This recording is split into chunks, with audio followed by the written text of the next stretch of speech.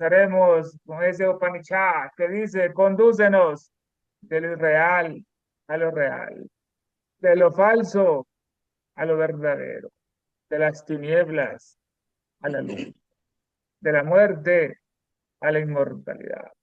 Más brillante que el sol, más puro que la nieve, más útil que el éter, ese ser, eres.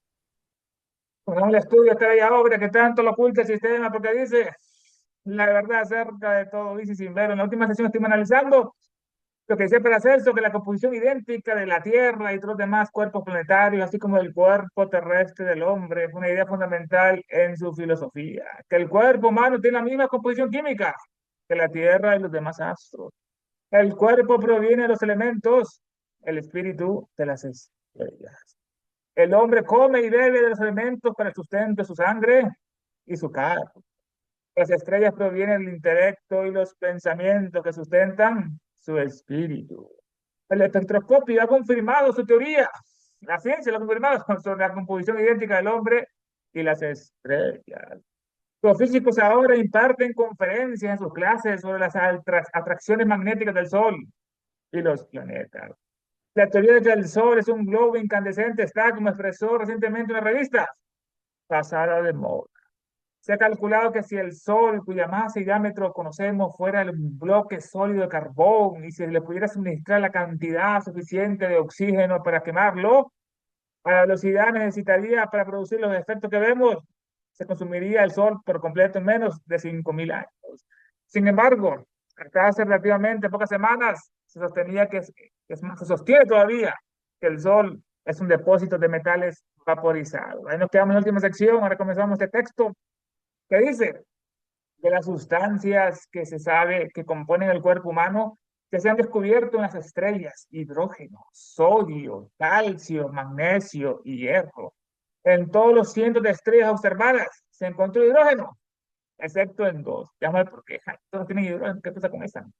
Estas sustancias que se sabe que se componen en el cuerpo humano, que se han descubierto en las estrellas, como el cielo, si es en la Tierra, no como arriba, si es abajo, que se han descubierto en esas estrellas, son cuerpos celestes, en el cielo son celestes, que brillan con luz propia, compuestos principalmente de gas y que producen energía a través de la fusión nuclear, como estamos analizando en última como el Sol.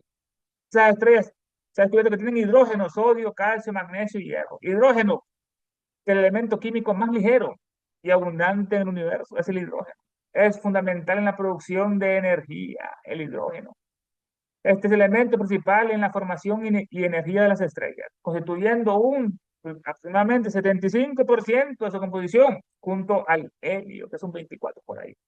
En el núcleo estelar de la estrella, en el núcleo, las altas presiones y temperaturas desencadenan la fusión nuclear, un proceso donde los átomos de hidrógeno se fusionan para formar helio. Como estamos analizando, esos átomos de hidrógeno se fusionan, se vuelven más pesados, cuatro átomos y forman el helio, liberando así grandes cantidades de energía, que es un átomo, ese núcleo es lo que tiene energía, ¿no? Como el uranio, ¿no?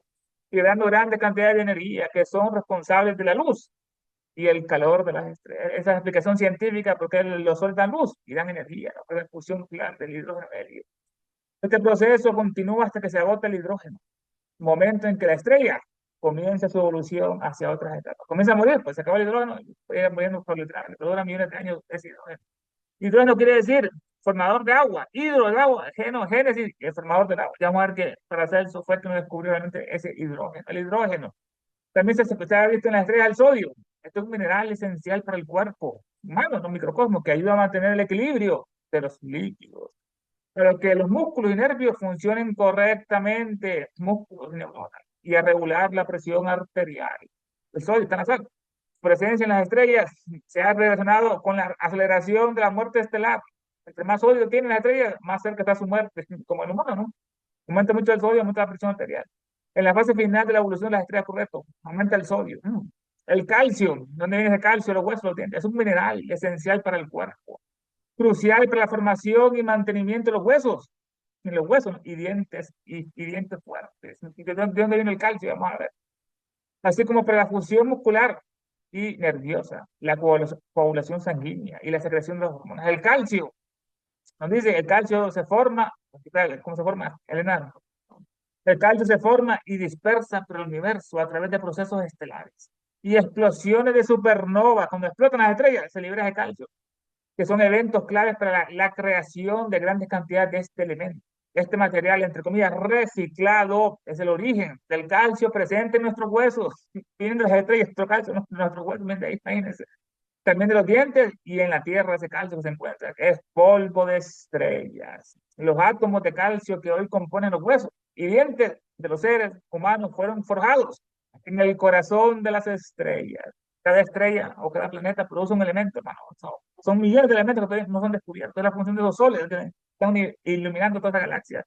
Pero son elementos distintos esos soles, como el calcio que está en nuestro hueso, o el magnesio. Esta estrella es un mineral esencial para el funcionamiento del cuerpo humano, necesario para más de 300 reacciones bioquímicas, ese magnesio, que ayuda a mantener la salud muscular, nerviosa, ósea y el corazón, así como regula el azúcar en la sangre y la presión arterial, ese magnesio.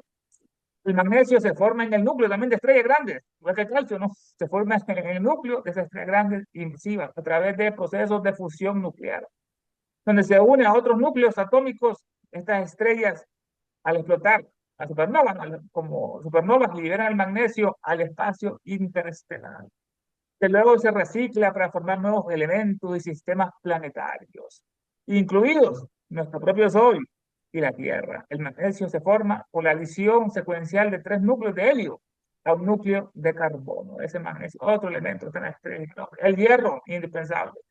Es un mineral esencial para el cuerpo humano, que el cuerpo no puede producir por sí mismo. El hierro le produce, las estrellas también, que el cuerpo no puede producir por sí mismo. Es crucial para producir hemoglobina, que es la proteína que tiene los glóbulos rojos para transportar el oxígeno. Es crucial para producir la hemoglobina, una proteína de los glóbulos rojos que se transporta al oxígeno de los pulmones, que lo transporta a todas partes del cuerpo, esa hemoglobina.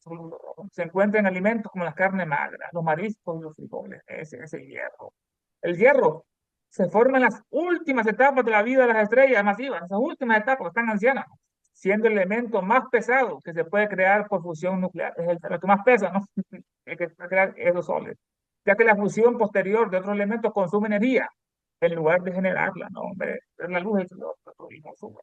Cuando el núcleo de la estrella acumula hierro, deja de producir energía y colapsa violentamente en una supernova, muere esa estrella, dispersando el hierro y otros elementos pesados por el espacio, como el oro o el diamante, dispersando el hierro y otros elementos pesados por el espacio, lo que permite su incorporación en futuras estrellas y en planetas, ese hierro, incluida la Tierra. Límite del hierro. La fusión del elemento más allá del hierro requiere más energía de la que se libera. No puede haber fusión, pues en el caso. Pero que el hierro es el elemento más pesado, el plomo, no más pesado, que una estrella puede generar mediante este proceso de fusión. Componentes del planeta, ese hierro. El hierro es un elemento crucial en el núcleo de la Tierra también, generando el campo magnético que nos protege de los meteoritos, ¿no? Los consumen ese campo magnético gracias a ese hierro. De las sustancias que se sabe que componen el cuerpo humano, ya se han descubierto en las estrellas hidrógeno, sodio, calcio, magnesio y hierro. En todos los cientos de estrellas se observan, se encontró hidrógeno, excepto en dos estrellas tratadas. Sí, existen estrellas sin hidrógeno, sí existen, pero no en todas las etapas de su vida.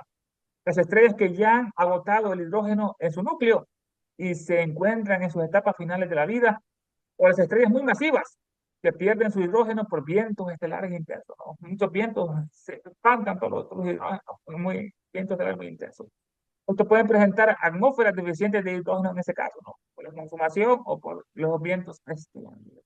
Ahora bien, si recordamos cómo se ha menospreciado a Paracelso y su teoría de que el hombre y las estrellas están compuestos de sustancias similares, cómo fue ridiculizado por los astrónomos y físicos por sus ideas sobre la afinidad química y la atracción entre ambos. Y luego nos damos cuenta de que el espectroscopio ha reivindicado al menos una de sus afirmaciones. Es tan absurdo profetizar que con el tiempo todas sus demás teorías se verán corroboradas, muy cierto, que el gran Paracelso. Ahora bien, si recordamos ahora cómo se ha menospreciado a Paracelso, uno de los principios de Paracelso fue, decía él, únicamente un hombre virtuoso puede ser un buen médico, un hombre virtuoso importante.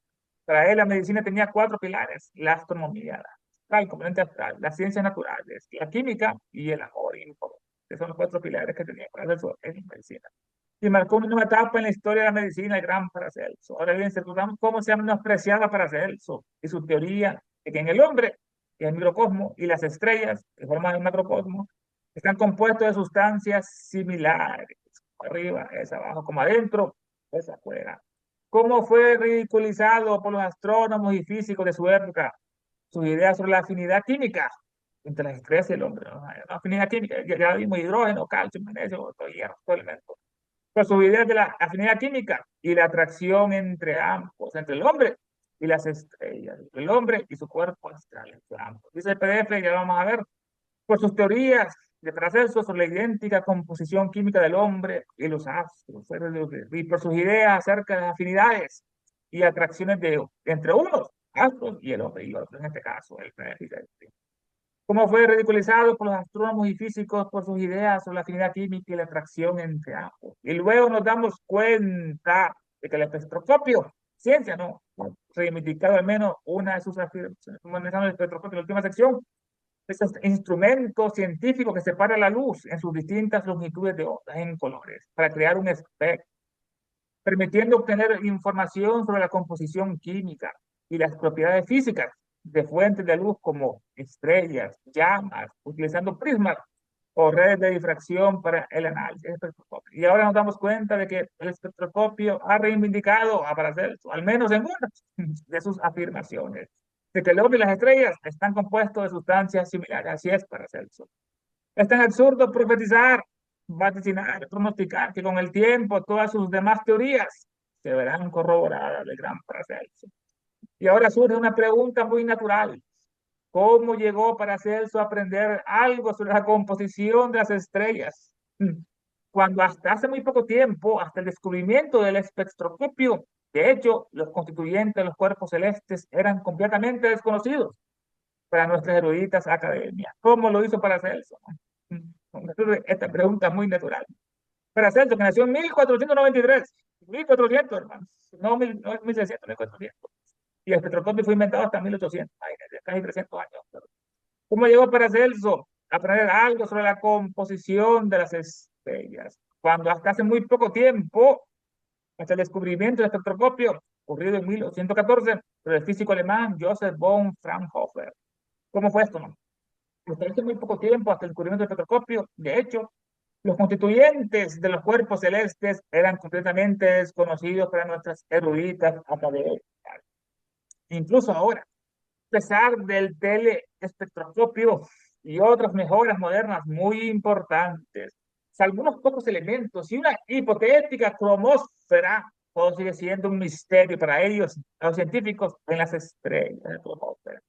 E incluso ahora, 1877 está ahora, y a pesar de ese telespectroscopio, una caja de luz negra o espectroscopio portátil que permite a los astrónomos o científicos aislar la luz, observar, analizar el espectro de luz de objetos distantes como estrellas o hasta galaxias, a través de la luz que emiten o reflejan, y descomponer la luz en sus diferentes longitudes de onda. Este instrumento revela la composición química de la fuente, ¿no? Tiene hidrógeno, tanto por ciento, helio, calcio, magnesio, hierro, potasio, tanto hierro. El instrumento revela la composición química de la fuente de luz, actuando de manera similar a una huella digital. Solamente hay una huella digital en cada pulgada para identificar los elementos presentes en el objeto estudiado. Ese telespectroscopio es la fusión entre telescopio y espectroscopio. Incluso ahora, a pesar del telespectroscopio, ahí en el PDF omitió este nombre, dice allá, a pesar de los novísimos procedimientos de observación, hasta ahí lo dejó, no mencionó el telespectroscopio. Bueno, incluso ahora, a pesar del telespectroscopio y otras mejoras modernas muy importantes, salvo unos pocos elementos y una hipotética cromósfera del Sol, todo sigue siendo un misterio para ellos, las estrellas. Esa cromósfera, que es literalmente esfera de color, color, cromósfera, esfera de color, es una capa delgada de atmósfera del Sol o de cualquier otra estrella, por encima de la fotosfera y por debajo de la corona del Sol. Son tres: la fotosfera, corona y la cromósfera, formada por gases a baja presión. En el caso del Sol, en el caso de nuestro Sol, diferentes modelos teóricos lo sitúan esta cromósfera entre 2.200 a 10.000 kilómetros de espesor. Esa cromósfera está constituida principalmente de hidrógeno y helio. Observaciones espectrales demuestran que existen metales ahí en estados neutros y parcialmente ionizados. como el caso de la línea K del calcio, tiene calcio esa cromósfera. La cromósfera, capa exterior de envoltura gaseosa del Sol, es de color rojo en esta capa. Vamos a ver una imagen por ahí. Es la segunda de las tres capas principales de la atmósfera solar, situada entre la fotosfera y la corona. Es una región dinámica donde ocurren fenómenos como las protuberancias solares, estípulas y erupciones solares, erupción del Sol, y se caracteriza por una mezcla de plasma caliente y gas, con temperaturas que aumentan con la altitud, esa troposfera. E incluso ahora, a pesar del telescopio y otras mejoras modernas muy importantes, algunos pocos elementos y una hipotética cromósfera, todo sigue siendo un misterio para los científicos en las estrellas. Podría Paracelso haber estado tan seguro de la naturaleza del universo estelar, a menos que dispusiera de medios que la ciencia desconoce. Sin embargo, al no saber nada la ciencia, ni siquiera quiere oír pronunciar los nombres de estos medios que usó Paracelso, que son la filosofía hermética y la ciencia sagrada. ¿Sepa cómo fue? No tenía espectroscopio para hacerlo, pero tenía esta herramienta más poderosa, ¿no? Que son los ojos espirituales para ver esa ciencia sagrada y estudiar el universo y comprenderlo mejor, como Bruno, como Pitágoras, como Platón y tanto Arcángel.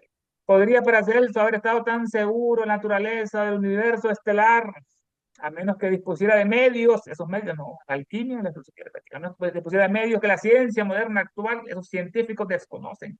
Y sin embargo, al no saber nada, ni siquiera quieren oír pronunciar el nombre de estos medios que son la filosofía hermética y la alquimia.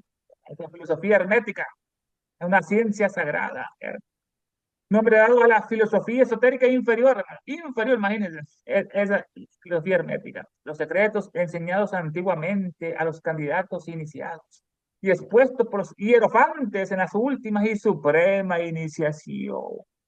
Desígnase con este nombre a las ciencias ocultas en general, filosofía hermética, hermetismo, mire como cerrado, cierre hermético. Los rosacruces denominaban así a la cábala y especialmente la filosofía hermética, la cábala, esos rosacruces. Como su nombre también de Hermes Trismegisto, tres veces grande maestro de Osiris, o en Egipto, el Trismegisto. Son los médicos que tenía para hacer la filosofía hermética y la alquimia, un gran alquimista para hacer eso. La alquimia es la química de la naturaleza, eso es la palabra alquimia, la química de la naturaleza. Trata de las fuerzas más sutiles de la naturaleza y las diversas condiciones en que ellas obran, en este caso, en las fuerzas sutiles de la naturaleza. Celso tenía estas herramientas. ¿Cómo podía Paracelso haber estado tan seguro en la naturaleza del universo estelar? A menos que dispusiera de medios que la ciencia desconoce y sin embargo al no saber nada ni siquiera quiere oír conocer los nombres de estos medios que son la filosofía hermética y la alquimia. Debemos tener en cuenta además que Paracelso fue el descubridor del hidrógeno y conocía bien todas sus propiedades y composición, mucho antes de que ninguno de los académicos ortodoxos pensara en ello, en esta parte. Además, hay que tener en cuenta eso. Que Paracelso fue el descubridor del hidrógeno, fue él. Él observó un gas inflamable al mezclar metales con ácido en el siglo XVI, en 1500. Mezcló metales con ácido y vio un gas inflamable en el hidrógeno. Pero Henry Cavendish demostró, casi 200 años después, en 1766, que este aire inflamable, entre comillas, era un elemento distinto a los demás gases combustibles de la época. Identificó el gas como, entre comillas, aire inflamable, que inflama, y en 1781 descubrió que la combustión de este gas producía agua. Al quemarse el gas no producía agua, que extraño, ¿no? H2O. Hidrógeno, que es el formador de agua, hidrógeno, génesis, no de agua, hidrógeno. Y en 1781 descubrió Cavendish que la combustión de este gas producía agua. Y posteriormente, Anthony Lavoisier, considerado un padre de la química moderna, le dio su nombre actual, hidrógeno, al descubrir que el gas produce agua al quemarse con oxígeno, que produce agua al quemarse con oxígeno, es hidrógeno, en este caso. Debemos tener en cuenta además que Paracelso fue el descubridor del hidrógeno. Se utiliza como un vector energético. Llama el futuro de la humanidad está en relación con el hidrógeno verde, que va a sustituir toda esa combustión, ese gas, ese diésel, esa gasolina, todo ese petróleo, la energía verde solar. Se utiliza el hidrógeno como un vector energético para almacenar y usar energía, en este caso, con aplicaciones en la industria del transporte y la generación de electricidad. Debemos tener en cuenta que además Paracelso fue el descubridor del hidrógeno y conocía bien todas sus propiedades y composiciones. Esas propiedades son un gas Como el agua, no es incoloro, no tiene color, inodoro, no tiene sabor, no tiene olor y no tiene sabor, es insípido. En condiciones normales, el hidrógeno es así, incoloro, inodoro, insípido. Es altamente inflamable, produce fuego, y su combustión rápida, como en el aire, puede ser explosiva, si es para la explosión, como la dinamita. Es un componente esencial en el agua, H2O, hidrógeno, y en la materia orgánica.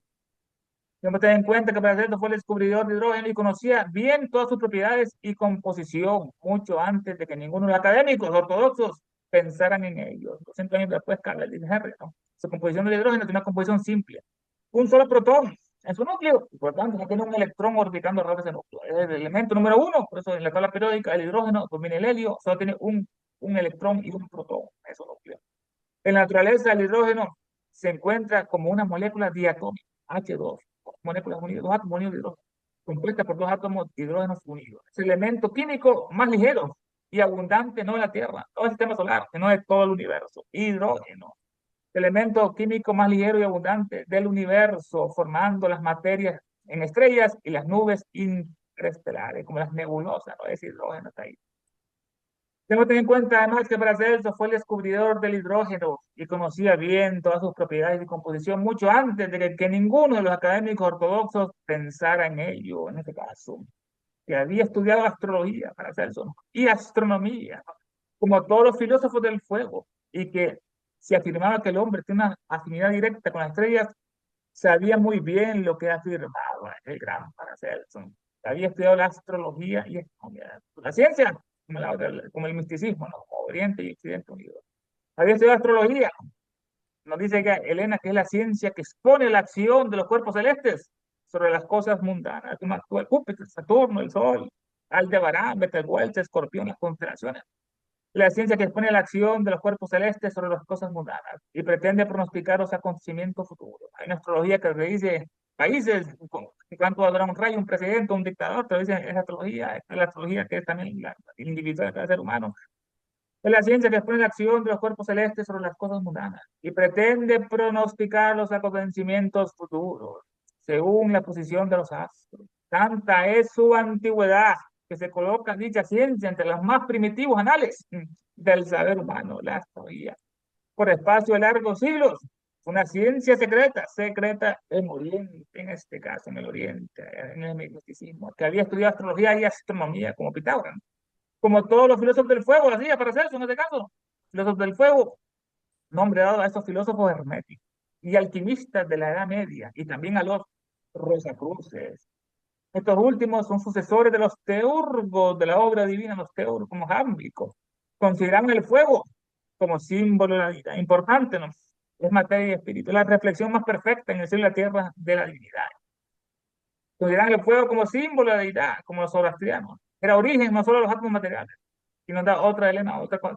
Del fuego nacen todos los átomos, no de las estrellas, pues nacen todos los átomos, como hemos visto, el hierro, el diamante, el oro, nacen de estas estrellas. Es origen de, no solo de los átomos materiales del fuego, es espojar. Cada sol o estrella produce átomos o elementos distintos. Esa funciona este universo, ¿no? Es una de sus funciones. Sino también del fuego, no solamente es el autor de el origen de los átomos materiales, sino también de ese, el receptáculo, el depósito, el receptáculo de las fuerzas psíquicas y espirituales que les imprimen a los átomos físicos actividad y energía. Esas fuerzas espirituales y psíquicas imprimen a los átomos físicos actividad y energía. Ese fuego, origen de toda cosa, ¿no? Es vida y muerte, ¿no? Ese fuego. Que había estudiado astrología y astronomía, como todos los filósofos del fuego. Hasta Newton estudió astrología. Y que si afirmaba para eso que el hombre, microcosmos, tiene una afinidad directa con las estrellas, con los soles, con el cuerpo astral, ¿no? Sabía muy bien lo que afirmaba para hacer eso en este caso. El siguiente punto que los fisiólogos deben verificar es su proposición, el proceso, ¿no? De que la nutrición del cuerpo no proviene únicamente del estómago, sino también de forma imperceptible de la fuerza magnética que reside en toda la naturaleza y mediante la cual cada miembro individual atrae su nutrición específica hacia sí mismo en este caso. El siguiente punto ya. El siguiente punto que los fisiólogos deben verificar, los médicos, es su proposición de Paracelso de que la nutrición del cuerpo no proviene únicamente del estómago. En la India, los yogis, que con la respiración ingieren el prana y no ocupan alimentar sus yogis. Les han hecho estudios, nos han encerrado en hospitales a estos yogis y no han comido nada en meses. Y la ciencia occidental se da cuenta de esa grande verdad, ¿no? Que no solo del pan o del agua se alimenta el hombre. El siguiente punto es que los fisiólogos deben verificar su proposición de que la nutrición del cuerpo no proviene únicamente del estómago, sino también, dice él, de forma imperceptible de la fuerza magnética. Así es, esa fuerza magnética, tremenda explicación. Esa fuerza que reside en toda naturaleza, hay un campo magnético, está en toda naturaleza, es el hierro, que reside en toda la naturaleza esa fuerza magnética. De la naturaleza se extrae esa fuerza que absorbemos como un proceso de ósmosis. En ese caso, la naturaleza recibe esa fuerza magnética, y mediante la cual cada miembro individual atrae su nutrición específica hacia sí mismo. Por eso uno se reconforma. Cuando va a la montaña, está en contacto con los árboles, un río, un lago, se baña y siente, que no ocupa alimentos, siente esa energía, ¿no? De esa montaña, otra cosa. Sino también de forma imperceptible que de la fuerza magnética se alimenta el hombre que reside en toda naturaleza, y mediante la cual cada miembro individual atrae su nutrición específica hacia sí mismo. Como se destaca lo siguiente, dice, tienen la misma composición, cada considera Paracelso, que el cuerpo humano tiene la misma composición química que la Tierra y los demás astros. Dice así, el cuerpo procede de los elementos y el alma de los astros. Los elementos saca el hombre en comida y bebida, lo necesario para sustentar su carne y su sangre. Pero de las estrellas le viene el sustento a la mente y el pensamiento de su alma. Hemos corroborado hoy estas afirmaciones de Paracelso por cuanto el espectroscopio demuestra la identidad química entre el cuerpo humano y el sistema planetario. Y los físicos enseñan desde la cátedra la magnética atracción del Sol y los planetas. Entre los elementos constitutivos del cuerpo humano se han descubierto ya en el Sol el hidrógeno, el sodio, calcio, magnesio y el hierro. Y en los centenares de estrellas observadas se ha encontrado el hidrógeno, excepto en dos italianos. Por lo tanto, si el espectroscopio ha confirmado al menos una de las afirmaciones de Paracelso, es de esperar que con el tiempo queden corroboradas las demás. No obstante, el menosprecio en que le han tenido los astrónomos y químicos por sus teorías sobre la idéntica composición química del hombre y de los astros, y por sus ideas acerca de las afinidades y atracciones entre unos y otros. Pero ocurre preguntar, ¿cómo pudo Paracelso presumir la constitución de los astros cuando hasta el descubrimiento del espectroscopio nada supieron las academias de la química siberia? Aún hoy en día, a pesar de los novísimos procedimientos del espectroscopio de observación, solo se ha logrado indicar la presencia en el Sol de unos cuantos elementos y de una cromósfera hipotética, pues todo lo demás continúa en el misterio. Hubiese podido Paracelso estar tan seguro de la constitución natural de los astros si no dispusiera de medios como la filosofía hermética y la alquimia, no solo desconocidos, sino menospreciados por la ciencia. Además, conviene tener en cuenta que Paracelso descubrió el hidrógeno y conocía perfectamente su naturaleza y propiedades, mucho tiempo antes de que los científicos ortodoxos sospecharan su existencia, que había estudiado astrología y astronomía, como todos los filósofos del fuego, y no se equivocaba al asegurar la directa afinidad del hombre con los astros. También expuso Paracelso y a los fisiólogos toca comprobarlo que el cuerpo no solo se alimenta por medio del estómago, sino también, aunque imperceptiblemente, de la naturaleza, de la natural fuerza magnética, que cada individuo atrae su nutrición específica. Están las imágenes, hermano, vamos a ver, las supernovas, no se destruye la estrella, la materia no se destruye, solo se transforma, el sol se explota y a su vez se consume el hidrógeno, ahí cuando captan esos espectroscopios que no hay hidrógeno en esas dos estrellas que estoy analizando, aquí la explosión de un sol nos comete una supernova, como ocurrió en Orión, esa constelación, ahí hubo una supernova, esta rojiza, se galaxia. Y ahí es como se liberan todo ese hierro, ese oro, ese diamante, que son metales muy pesados cuando se explotan y se van por el cosmos, así como polvo de estrellas vagando, hasta que son reclutados por un centro Gaia y se forma un planeta, un cometa o un sol, esas nebulosas. Después en el trayectorio se eso y otro elemento. O puede ocurrir una colisión, más extraño, ¿no? Un choque, un clash entre dos estrellas. Imagínense en qué brutalidad de energía se va a liberar en ese choque de dos supernovas. En la Tierra, lo protege de esos golpes mucho Júpiter, es como escudo de la Tierra, que da función para que no choquen en la Tierra meteoritos, los atrae a Júpiter para destruirlos en su atmósfera. Una supernova, es la supernova de calcio, ahí se produce el calcio, en supernova se destruye, explotan, y se van vagando esos elementos por todas partes. En este caso es el calcio, una supernova. O el diamante también ocurre lo mismo, explota la estrella y el carbón sometido a muchas presiones y temperaturas en forma del diamante, que es lo más indestructible que hay, ¿no? Y va vagando por el universo del oro, el diamante, en esta parte. Otras estrellas producen hierro, como estuvimos analizando, se le han hecho sus fotografías por el espectroscopio, ahí miren que, cuántos, el hierro, cuántos electrones tiene, aquí es como una huella dactilar de esas estrellas, por sus colores, se dice, esta es una estrella de Tycho, la otra de Kepler, aquí ven la composición de uno y otro, también arriba y abajo están esas imágenes preciosas de esas supernovas, como liberan esos colores, esos elementos de todo el universo. El hierro, lo estoy analizando, así como el hombre es el microcosmos, es un pequeño, tenemos millones de células, y así el universo tiene cada planeta, un sol, pues una célula, en ese caso, ¿no? La misma construcción del hierro, lo estoy analizando, que se forma por esa fusión, esa explosión de estrellas que se van ahí y después van creando ese hierro, hasta que entra en nuestra sangre, la hemoglobina, el hierro, hasta el corazón, que esa composición del hombre.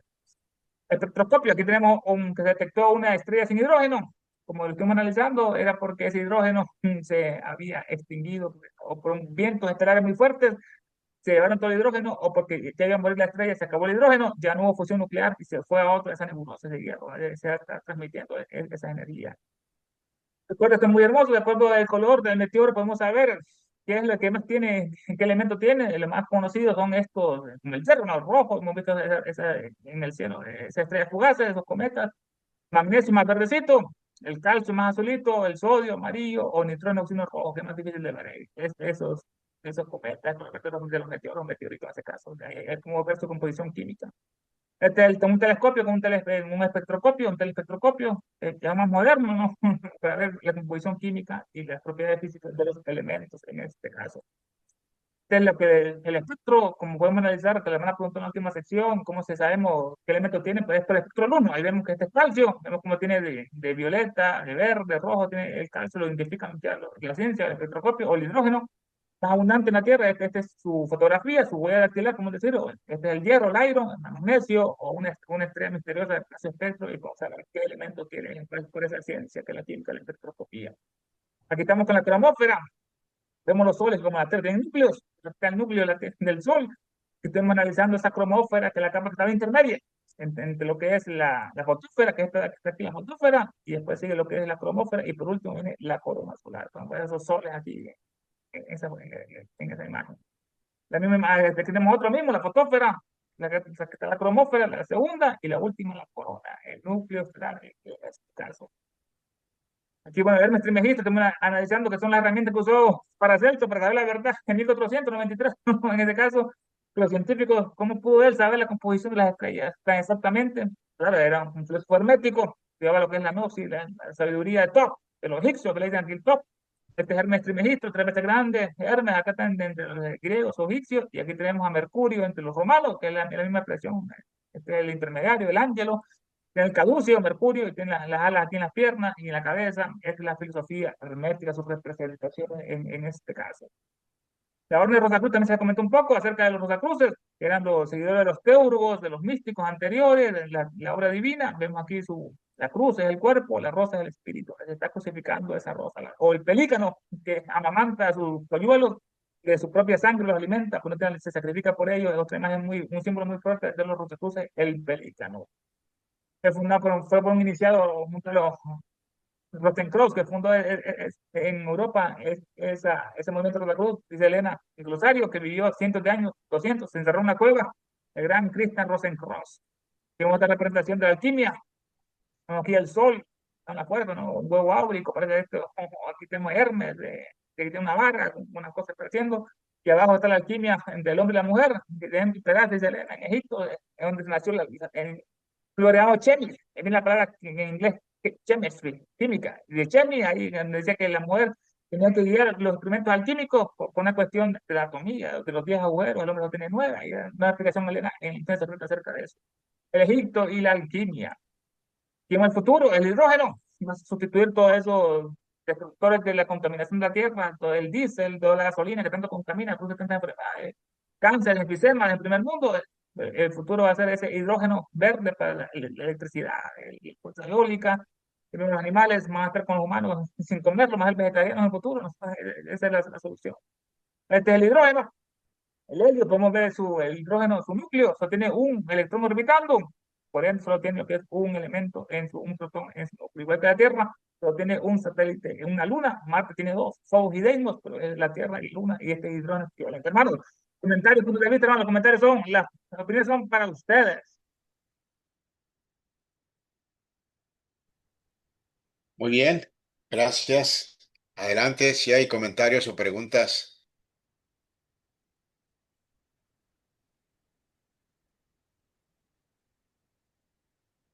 Entonces, algo breve, ¿no? Mientras alguien comenta. Todo esto que se estuvo leyendo, ¿verdad? Precisamente vemos la relación que hay entre el ser humano y nuestro cosmos, o nuestro sistema solar, si queremos usarlo de esta manera.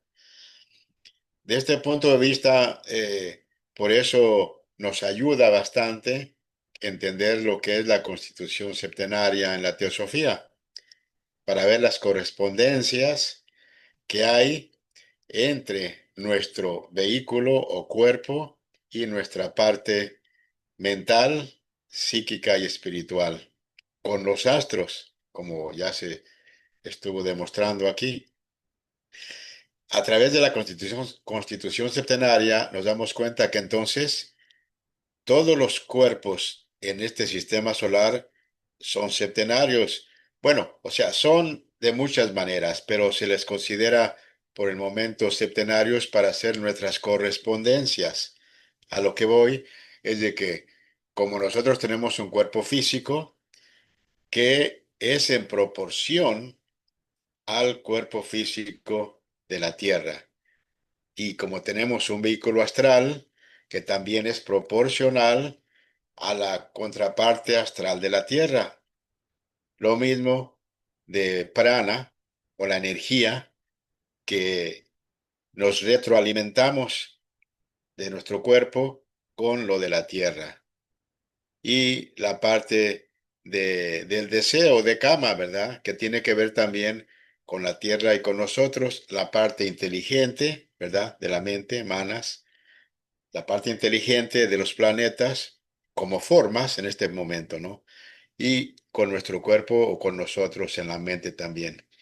Entonces, así como nosotros tenemos una forma, y digo nosotros como una entidad espiritual que vivimos en la forma, cada forma en el sistema solar tiene su guía o su, diríamos, o su parte inteligente. En este caso, todos los planetas tienen un regidor que en este caso vamos a personificarlo, ¿no? Que se le llama el espíritu planetario del planeta. Así entonces, si nos vamos más grande al sistema solar, por no irnos al universo, el sistema solar también es septenario. Tiene la parte física, astral, la parte energética de prana, la parte de inteligencia y deseo, y todo lo demás que se le llama la parte manásica y espiritual de este punto de vista. Por eso, con lo que nos estuvo leyendo Ernesto, vemos cómo hay correspondencia entre los astros y el ser humano. Adelante, Tony. Ah, tenía una pregunta. Buenas tardes, Buenas compañeros. tardes. Sí, adelante. Eh, ah, Mi pregunta es si el Sol, escuché en algún lugar o en algún lugar leí que en el Sol viven seres que son como de energía, que esos seres son los que como son muy elevados y tienen vida, por eso hay vida en la Tierra, porque el Sol transmite la vida, que es como, cada rayo es como un rayo láser que activa las mitocondrias de todos los seres vivos y hace que se mueva. Este, no sé si en la teosofía está contemplado eso o cómo lo ven en la teosofía esa parte del sol, eh, de la manera eh, si- que nos da vida, es nada más a nivel energético, por un proceso de energía bioquímica o es verdad que allí hay seres que viven ahí o nada más es una teoría que se inventó alguien? Esa era mi pregunta. Muy, Gracias. muy bien, Tony. Mira, estás conectado con las mentes. Tengo aquí unos párrafos de un documento que se llama Conversaciones sobre el ocultismo, que tiene que ver con el sol y justo lo que acabas de decir, ¿verdad? De que no solamente nos da vida física, nos da además otro tipo de vida espiritual, porque cuando mencioné la constitución septenaria, así como cada planeta se le considera septenario, el Sol también es septenario. Ernesto aquí ya nos está mostrando todo lo que la ciencia ha descubierto de la parte del Sol. Entonces, la parte oculta para nosotros y para la ciencia es esa constitución solar invisible que provee toda esta vida también espiritual. Y este documento, voy a leerles aquí tres párrafitos nada más, ¿verdad? Porque tiene que ver con lo que precisamente dijo Tony. Entonces, esto viene de un panfleto de conversaciones sobre el ocultismo que está escrito de preguntas y respuestas. Entonces se le pregunta al teósofo y dice, ¿puede mencionar algunas de las características en las que el Sol se encuentra con nosotros y la naturaleza con respecto al ocultismo? Y luego responde, es una respuesta larguita. Tiene muchas de esas y todas muy importantes, pero me gustaría llamar su atención primero sobre las más grandes y más comprensivas. Sí, aquí nos va a decir las más comprensivas, que las vamos a ir entendiendo. El Sol, sabemos, ¿verdad? Es el centro de nuestro sistema solar. Las energías vitales de este sistema llegan a través del Sol. Aquí, como tú mencionabas, todas estas energías vitales, ¿verdad? Ya sea que les llamemos seres que hay en el Sol o energías, que el Sol es un foco o un reflector del lugar en el espacio donde se encuentra el verdadero centro. El verdadero centro del Sol es invisible para nosotros. Es la séptima, diríamos, parte de la forma del Sol, o el séptimo aspecto.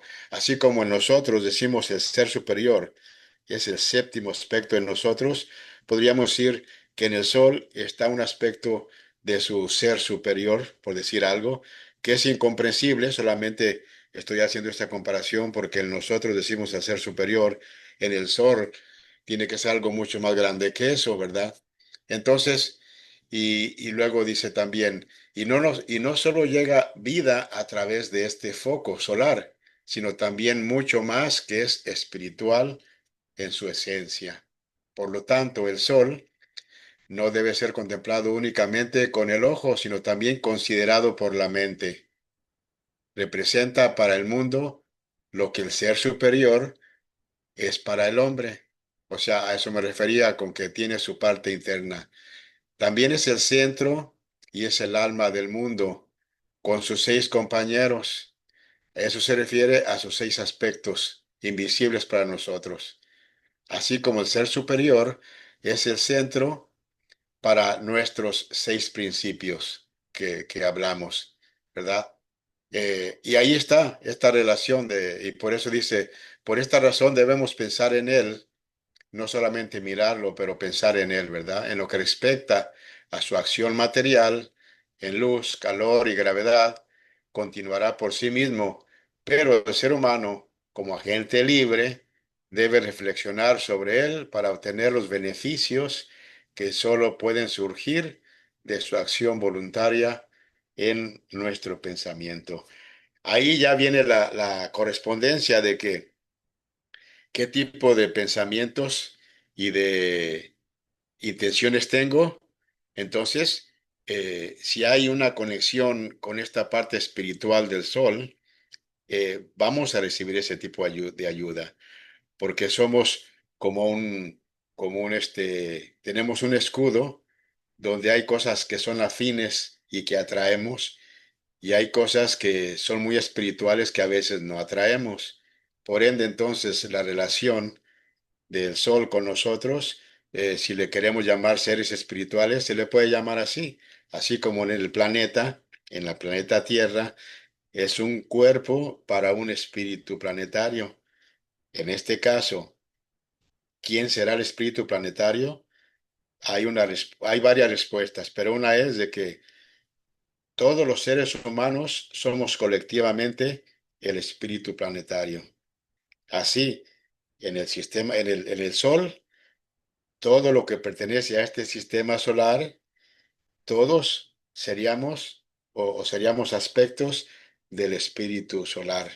Y estas analogías y correspondencias nos ayudan a ver esto que se leyó de Isis sin verlo, por qué tenemos esa conexión con los astros. Adelante alguien más si quiere adherir a la pregunta de Tony. Gracias, muchas gracias. Aquí estudiamos la parte espiritual oculta, ¿no? De todo el universo, naturaleza y nuestro sistema solar.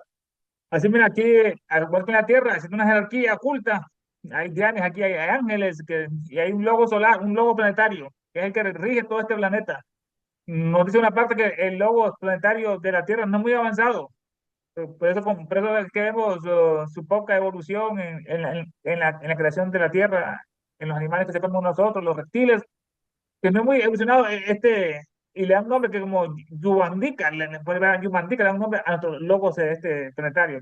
Y así esta Tierra está supeditada a una jerarquía superior, que en este caso es el Sol, que estás preguntando.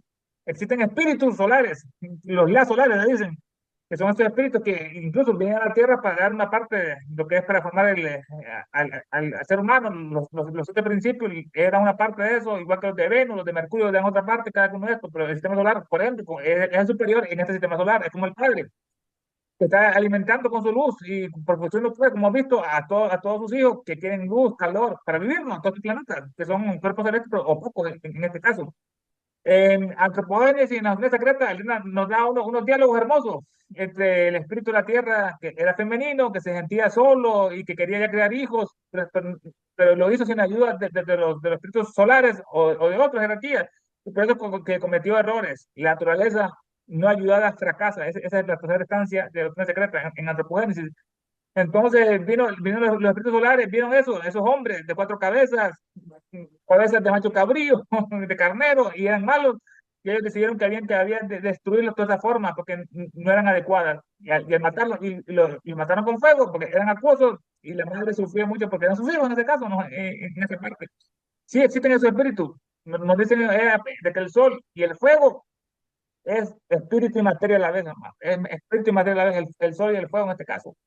En esa parte nos dice que, bueno, que el sol o el fuego es el origen de todos los elementos, hermanos. Los átomos químicos vienen de ese fuego, aunque nos dan todas partes. Aquí vemos una imagen muy hermosa, ¿no? Del Egipto. Vemos está la Esfinge, las pirámides, y aquí está el sol central, ¿no? Ra, como le llaman, Atón, Akenatón, como le llaman el sol, y están dando mano, ¿no?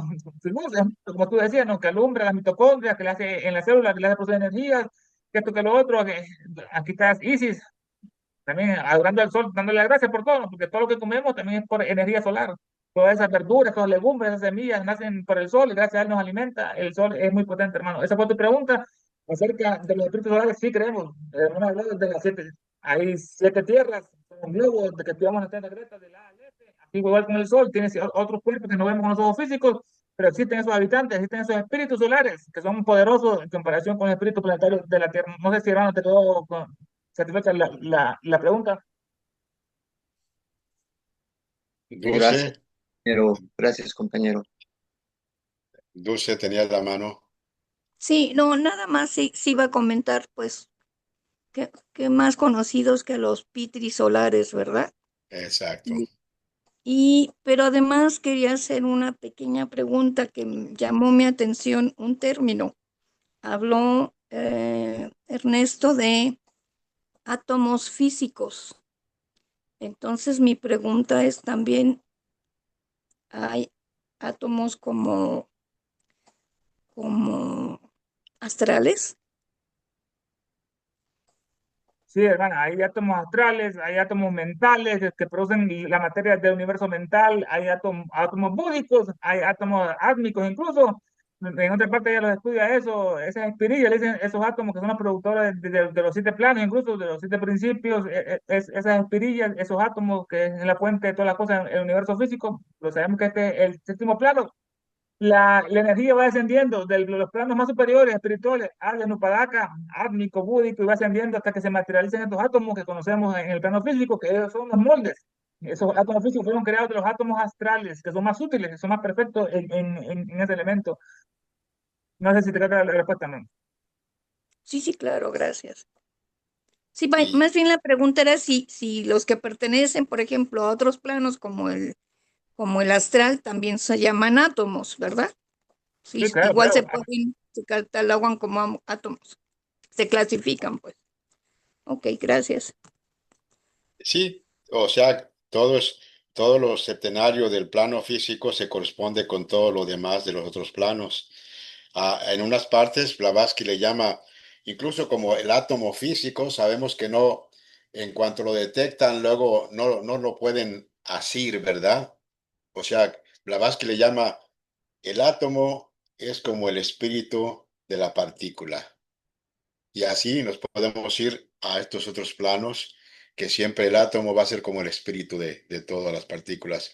Podríamos decir que en este caso, eh, el átomo uno sería el Sol, que nos da vida a todos los demás átomos. Pero son analogías, ¿no? Que se corresponden y son estas partes que son relativas en conexión con las partes de partículas y de átomos. No, y otro leve comentario, ¿no? Ahorita que estaban hablando del sol, me acordé, por ejemplo, mi homeópata me recomendó tomar vitamina K y D juntas, o sea, es una pildorita, pero que la mayor absorción de la vitamina en mi cuerpo es bajo el rayo del sol. O sea, Ujú, cuando me tome mi vitamina, salga yo a caminar bajo el rayo del sol ujú. y preferentemente antes de las 12 del día. Entonces, ahí te das cuenta de todo lo que contiene esa energía solar, ¿verdad? Sí, Como todo exactamente. lo que nos da, todo lo que emana para nosotros. En un pequeño ejemplo, pues. Sí, por supuesto. Sí, sí, Roberto. Sí, adelante, adelante. Entonces, el Sol es septenario como todo lo que existe en este Manvantara, o sea, como nosotros, nomás tiene un cuerpo visible y los demás no los vemos, así como nosotros, o como el globo en el que habitamos. Exacto, porque están en el cuarto grado, ¿verdad? Estamos Sí, en el cuarto grado y vemos todo lo de ese punto de vista. Cuando estemos en el quinto globo, o sea, aquí mismo en la Tierra, ¿verdad? Pero el aspecto del quinto globo, veremos la apariencia de todos los planetas en su quinta. eh, y de la luna, ¿verdad? sí, bueno, si es que existe para Sí, entonces, aunque dicen que todavía que en la séptima ronda desaparecerá. en la séptima ronda, sí. Pero mientras, tiene 6 aspectos igual que que nuestro globo. Bueno, la luna ya no. La La luna es luna un ya no. cadáver. La luna es un Ajá. cadáver en descomposición. Por eso hay atracción de la Tierra a la luna y viceversa. Porque, como sabemos, cuando muere una persona, el cadáver en el proceso de la muerte está mucho más activo. Precisamente sus átomos y sus partículas tienen una actividad mucho más rápida que cuando estaba vivo la persona. Así es. Ajá. Entonces, por eso la luna, siendo un cadáver en descomposición, tiene esa parte psíquica con nosotros. Y por eso a veces somos medio lunáticos, como se dice, ¿verdad? Sí, Y por eso incluso influencia las olas del mar y muchas cosas, porque es la parte psíquica que está todavía en la luna, en ese cadáver en descomposición.